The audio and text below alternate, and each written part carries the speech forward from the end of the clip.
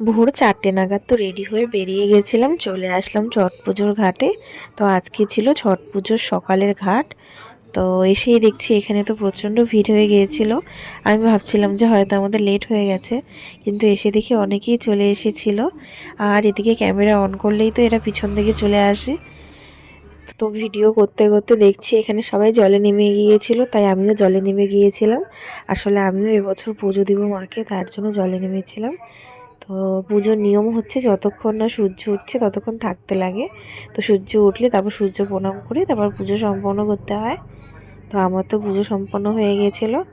তো তার আগে একটু দেখো এদিকে ঘুরিয়ে ঘুরিয়ে ভিডিও করে নিয়েছিলাম তোমাদের দেখানোর জন্য। চারিদিকটা দেখো কি ভালোই না লাগছে।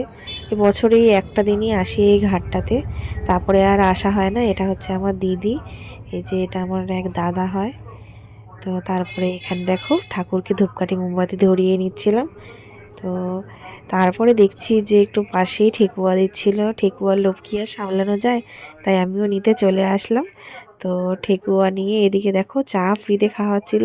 এরা চাও খাবে, আমি তো চা খাই না, তার জন্য চা নিইনি। ভিডিওটি ভালো লাগলে লাইক করে দিও, বাই।